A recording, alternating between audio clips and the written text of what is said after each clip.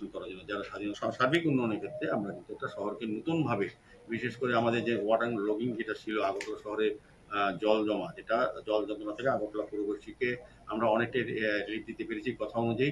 আগামী দিন যাতে আরও কিছু করা যায় সুন্দরভাবে, আমরা আরও 3টি এডিশনাল ড্রেনেজ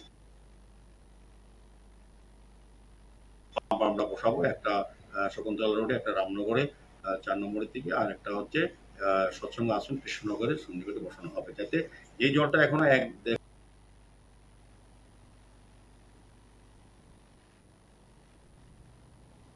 সময় আগরতলা শহরে থাকে, বেশি বৃষ্টি হলেও সেগুলি যাতে সরিয়ে নেওয়া যায় সে ব্যবস্থা করা হবে। এবং প্রতিটি যেখানে ওয়ার্ড অফিসের প্রয়োজনীয়তা আছে, যেখানে স্থান পাওয়া গেছে সেখানে ওয়ার্ড অফিস নির্মাণের জন্য ব্যবস্থা গ্রহণ করার উদ্যোগ নিয়েছি। অলরেডি আমাদের দায়িত্ব, গত বছর আমরা যখন প্রথম বাজেট করেছিলাম তখন প্রায় 5টি ওয়ার্ড অফিস অলরেডি আমরা কমপ্লিট পথে যাচ্ছি।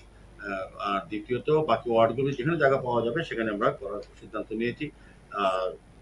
কমিউনিটি টয়লেট যেখানে প্রয়োজন, সেখানে অনেক ওয়ার্ড থেকে দাবি এসছে বা চাহিদা আছে বা এটা প্রয়োজনীয়তা মনে করে আমরাও সিদ্ধান্ত নিচ্ছি, যেখানে যেখানে বিশেষ আর্জেন্ট প্রয়োজন আমরা বাজারে হোক বা রাস্তার পাড়ে হোক সেখানে কমিউনিটি টয়লেটের ব্যবস্থা। সার্বিকভাবে আগরতলা শহরকে নতুনভাবে সাজানোর জন্য এবং মানুষের মৌলিক যে চাহিদা আছে সেগুলি তাদেরকে পাইয়ে দেওয়ার জন্য, আর যে সমস্যাগুলি আছে সেগুলি সমাধানের জন্য আমরা আজকে বাজেট পেশ করেছি। বাজেট সর্বসম্মতি গৃহীত হয়েছে।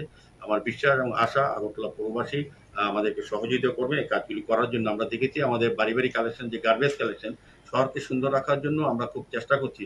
কিন্তু দুর্ভাগ্যের বিষয়, পরিতাপের বিষয় যে আগরতলা শহরে যারা সুনাগরিকরা আছেন তারা কিন্তু সবাই সচেতন, সজ্জন এবং সচ্ছল অধিকাংশ ক্ষেত্রে, কিন্তু আমাদের বাড়ি বাড়ি কালেকশনে 50% এখন আমরা কিন্তু কভার করতে পারিনি।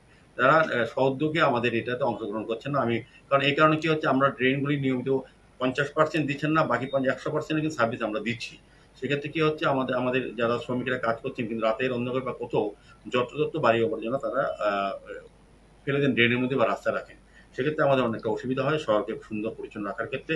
আমি তাদেরকে বলবো, যারা এখনো অংশগ্রহণ করেনি বাড়ি বাড়ি কালেকশনের সঙ্গে, আমাদের এই কর্মসূচির সঙ্গে, তাদেরকে অনুরোধ করা হচ্ছে তারা যাতে এটা করা। আমাদের আইনের ব্যবস্থা আছে যারা রাস্তা পালে, কিন্তু আমরা চাই না আইন করে যাতে মানুষকে তারা নিজেরই তৈরি হয় যে আমার শহরকে, আমার বাড়িকে, আমার এলাকা সুন্দর রাখতে গেলে আমার এই কাজগুলি করতে হবে।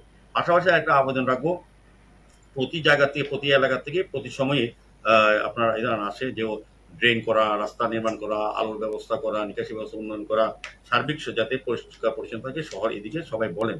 কিন্তু এটাও বিষয় দুঃখের যে আমরা দেখেছি 49% মানুষ মাত্র আমাদেরকে কর দেয়। যে কর নিচ্ছে, আমরা কিন্তু কর বছর বছর বৃদ্ধি করি না, কিন্তু কাজগুলি করছি আমরা। তো আমার অনুরোধ থাকবে বাকি 51% মানুষ যাতে আমাদেরকে নিয়মিত সময় মতো কর প্রদান করেন। এই টাকা দিয়ে তাদের রাস্তা ড্রেন করার আমরা পরিকল্পনা নিয়ে থাকি, যেটা আজকে 357 টাকা কোটি করা হয়েছে। শহরবাসী সমস্ত দিকে, সমস্ত ওয়ার্ডগুলি এক একটা ওয়ার্ডে এক এক রকম সমস্যা, ভৌগোলিক অবস্থান একরকম, এবং এখানে পপুলেশনও এক এক রকম। কাজেই এক একটা ওয়ার্ডে অনেক বেশি সমস্যা থাকে। সেগুলি সমাধানের জন্য আমাদের অত্যন্ত নিশ্চয় করে যে আমাদের রাজ্য সরকার আমাদেরকে সহযোগিতা করেন। মাননীয় মুখ্যমন্ত্রী প্রফেসর ডক্টর মানিক শাহ প্রতিনিয়ত প্রতি সময়ে আগরতলা শহর নিয়ে আলোচনা করেন, আমাদেরকে পরামর্শ দেন, আমাদেরকে নির্দেশ দেন, এবং ওনার নেতৃত্বেই পৌর নিগম, স্মার্ট সিটি, নগরায়ণ দপ্তর এবং পূর্ত দপ্তর যৌথভাবে আমরা সবাই একসঙ্গে কাজ করছি শহরের বাসীর পৌর পরিষেবা পৌঁছে দেওয়ার ক্ষেত্রে এবং তাদের জীবনমান উন্নয়নের ক্ষেত্রে আমরা চেষ্টা করছি। সার্বিকভাবে আমি বলবো সহরবাসীদের আমাদের সহযোগিতা করতে, সময় দিতে হবে। দেখতে হবে আগে যে 40 বছর যে কাজটা হয়নি, 1.5 বছরে আমরা অনেকটা কাজ করে ফেলেছি। আমাদের সদিচ্ছা আছে, আমাদের সততা আছে, স্বচ্ছতা আছে, দুর্নীতিমুক্ত প্রশাসন বলে আমরা অল্প সময়ে বেশি কাজ করতে পেরেছি। বাকি কাজগুলো আমরা করবো, যেটা কমিটমেন্ট করেছি, কিন্তু আমাদেরকে সহযোগিতা করতে হবে। আমি আশা রাখবো আগরতলা পৌরবাসী, পৌর নিগমের সমস্ত কাজে, সর্ব ধরনের কাজে সহযোগিতা, শুধু আর্থিক না, সমস্ত দিক দিয়ে আন্তরিকভাবে সহযোগিতা করবেন। দেখবেন আমরা কথা দিচ্ছি আগরতলা শহরকে আপনার মনের মতো শহর আমরা বানিয়ে দেবো। আমরা অনেকটা কাজ করেছি। আগামী দিনে আমাদের সরকার, আমাদের মুখ্যমন্ত্রী আমাদের সঙ্গে আছেন, উনি নিয়মিতই আমাদের যোগাযোগ রাখেন। আমি চেষ্টা করব সরকারের সঙ্গে কথা বলে, সরকারের অর্থের সহযোগিতা নিয়ে, এবং আগরতলা পৌর নিগম যে বাজেট তৈরি করেছি সেই বাজেট অনুযায়ী কাজ করা, তার বেশি কাজ করার আমরা চেষ্টা করব। কাজেই আমি সকলকে ধন্যবাদ জানিয়েছি যে আজকে সুন্দরভাবে আগরতলা পৌরবাসীদের পৌরসেবা দেওয়ার ক্ষেত্রে যে বাজেট তৈরি করা হয়েছে সেটা সবাই লক্ষ্য রেখে কাজ করা হবে।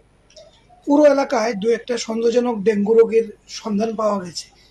এই ব্যাপারে পুরো পরিষদের এই বিষয়ে ভালো কথা বলেছেন। এই বিষয়ে আমরা আলোচনা করেছি, বাজেটের বাইরেও কিছু আলোচনা হয়েছে যে যেহেতু আগরতলা বা এই ডিস্ট্রিক্টে ডেঙ্গুর প্রবণতা বৃদ্ধি পেয়েছে, যাতে শহরবাসী কোথাও ডেঙ্গুর প্রবণতা না বৃদ্ধি পায়, আর সেক্ষেত্রে আমরা বিভিন্ন জোনাল অফিসারকে আজকে ইনস্ট্রাকশন দেওয়া হয়েছে এবং কর্পোরেটরদের বলা হয়েছে যাতে প্রতি বাড়িতে মশার স্প্রে করা হয়, ড্রেনগুলি যাতে নিয়মিত পরিষ্কার করা, যেখান থেকে লার্ভার সিস্টেমে মশা তৈরি হয়।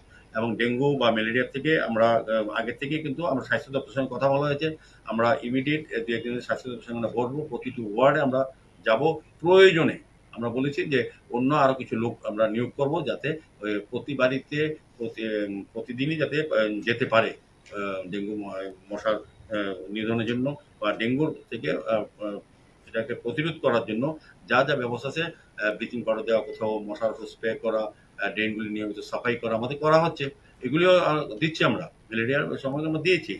সেভাবে যেহেতু একটু মানুষ একটু আতঙ্কিত হচ্ছে এবং সেই কারণে আমরা আজকে সিদ্ধান্ত হয়েছে ডেঙ্গু প্রতিরোধে বা প্রবণতা কমাতে, যাতে নতুনভাবে কোথাও না হয় সেদিকে স্বাস্থ্য দপ্তরের সঙ্গে আমরা ২-১ দিনের মধ্যে মিটিং করবো। এবং অলরেডি আমাদের অ্যাসিস্ট্যান্ট জোনাল কমিশনারকে বলা দেওয়া হয়েছে প্রত্যেক ওয়ার্ডে জোনাল অফিস থেকে ব্লিচিং পাউডার দেওয়া, নিয়মিত বাড়িতে মশার ওষুধ স্প্রে করা এবং ড্রেনগুলি পরিষ্কার করার দিকে নজর দেওয়ার জন্য।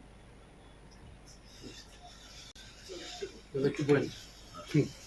একটু বস।